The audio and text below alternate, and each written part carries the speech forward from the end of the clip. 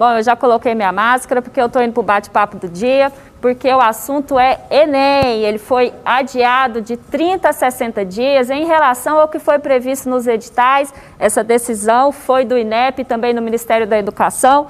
Mas e os estudos, hein? Como é que ficam nesse momento? Para falar sobre isso e passar dicas, a gente conversa com o professor Márcio Manuel Ferreira. Muito obrigada pela sua participação, professor. Eu que agradeço.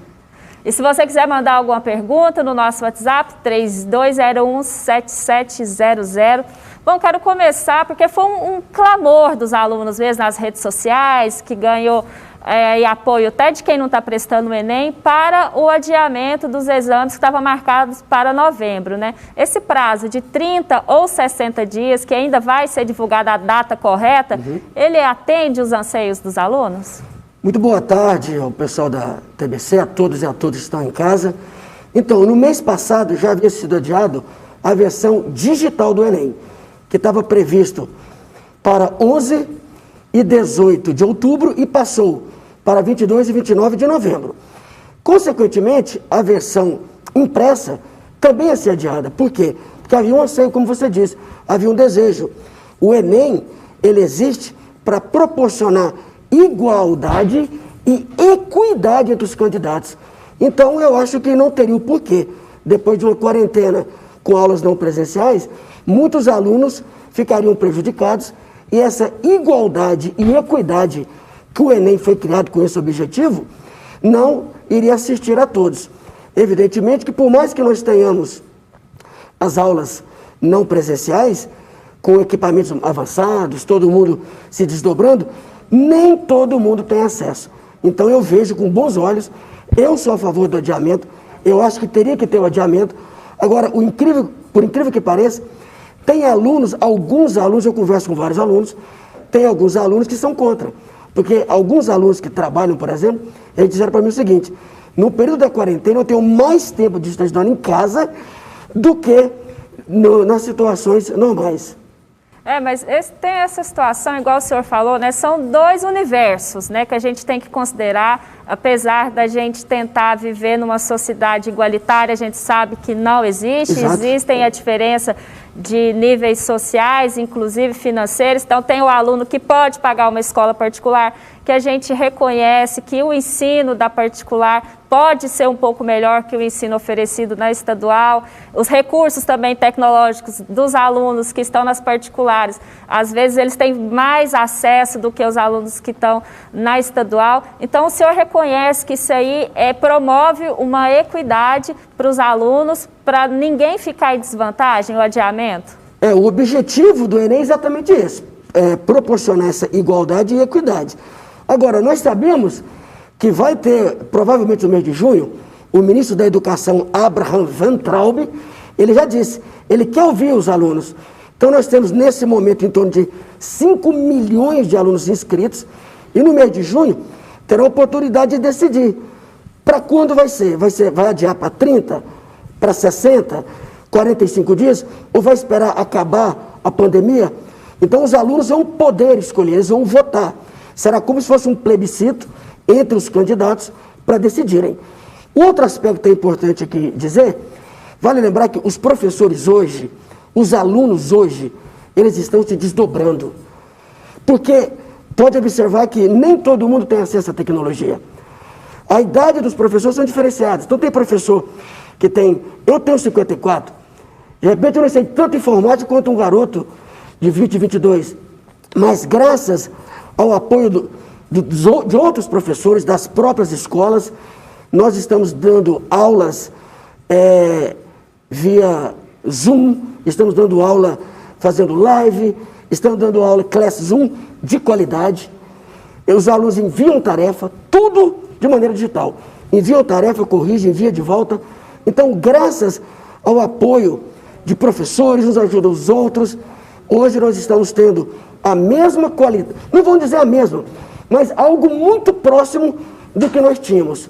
Isso é importante deixar claro. Isso é uma vantagem, então? Vocês acreditam que estão conseguindo passar um conteúdo de qualidade para os alunos, mesmo enfrentando a barreira não presencial? Sim, mesmo enfrentando. É claro que o tempo de aula é menor, mas o aluno ouve o professor, o aluno vê o professor, o aluno pode participar, ele faz pergunta no próprio vídeo, ele digita no chat e ele vê os exercícios, são emitidos listas de exercícios. Então eu queria deixar claro o seguinte, eu nunca trabalhei tanto quanto agora, porque antes da pandemia eu dava aula pela manhã e embora para casa.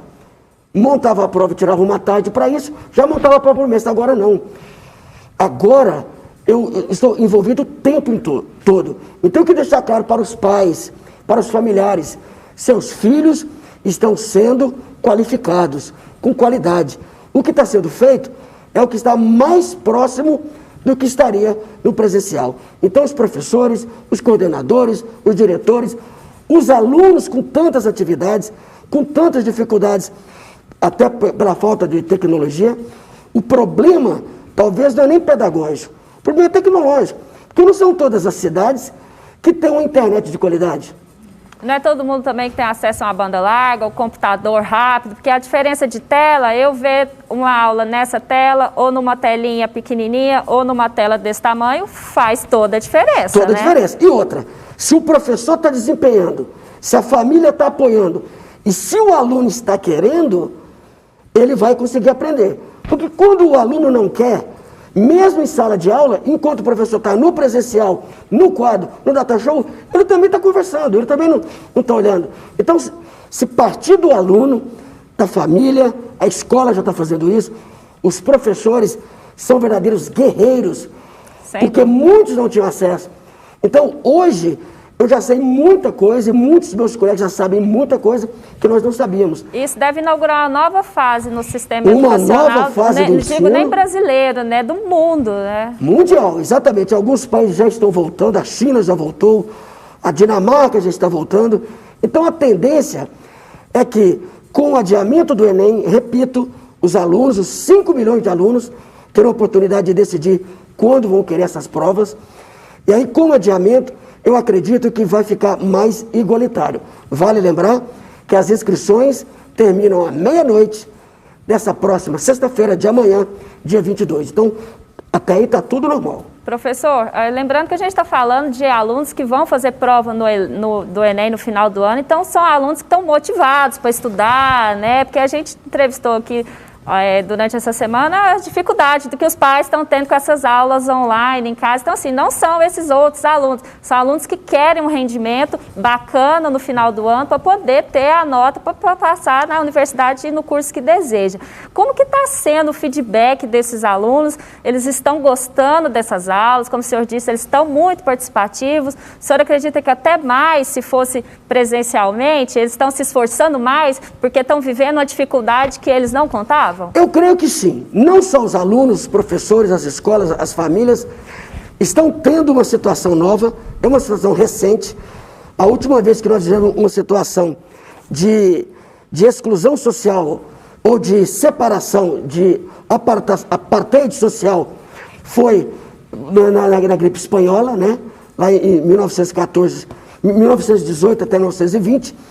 Então, para a família, para o professor, para o aluno, ele também está tenso, ele também está preocupado, porque a qualquer momento nós podemos também pegar o coronavírus. Então, responde direto a sua pergunta. O aluno que quer realmente, que está esforçado, ele está buscando, ele está fazendo as atividades, houve uma evolução. No final de março, de uma maneira geral, os professores gravavam vídeo.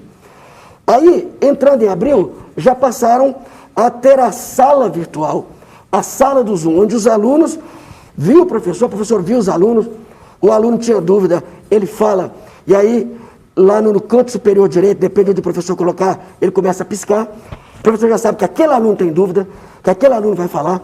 Então, eu penso que quanto mais terminar a quarentena, eu acho que mais qualificados os professores estarão, mais prontos as escolas estarão para dar apoio aos professores, e os alunos estarão ainda mais envolvidos.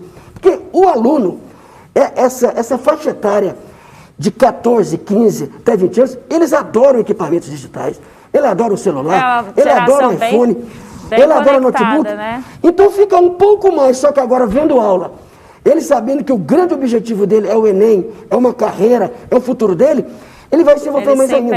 Então, eu peço para que os familiares deem esse apoio, eu sei que eles estão dando, mas deem ainda mais e valorizem esse trabalho que os professores estão fazendo, que é um trabalho muito árduo. Professor, é uma realidade muito árdua. A gente recebeu mas gratificante, aqui, né? Sem dúvida, né? A gente não pode desprezar aí todo o empenho. O que vai mudar esse país é a educação. O que muda o Brasil, o que vai mudar o Brasil é a educação.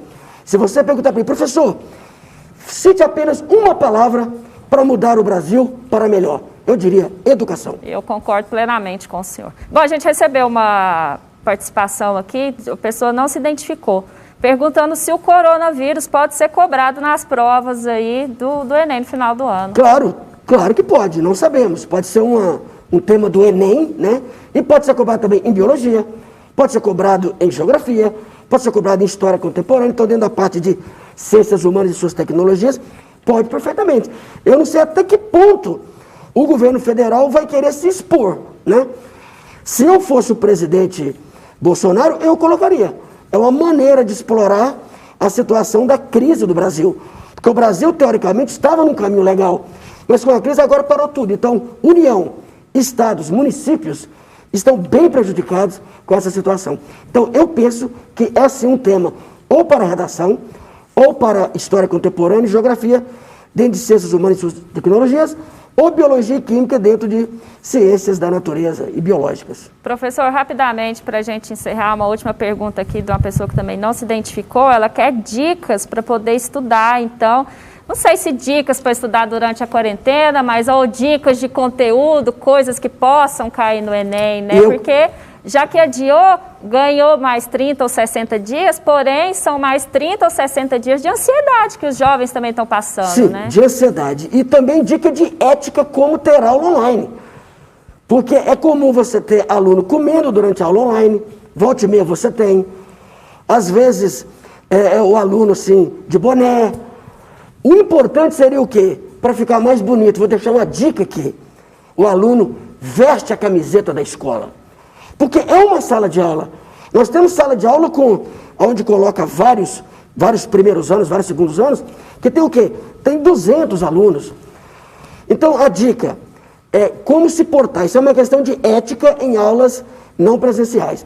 Com relação às dicas da minha área, que é a área de ciências humanas que a gente já e suas tecnologias e geografia, essa questão econômica em consequência da pandemia. A pandemia é a primeira onda. A consequência dela vai provocar a segunda onda, que é a questão econômica, a questão do desemprego, a questão da pobreza mais intensa. Isso aconteceu também na crise espanhola, fatalmente vai acontecer agora, pode ser sim um tema para o Enem. Tá certo, a gente agradece então a participação do professor Márcio Manuel Ferreira, que falou aqui sobre o Enem. Muito obrigado pela sua participação, tenha uma boa tarde. Sempre à disposição, boa tarde a todos e a todas.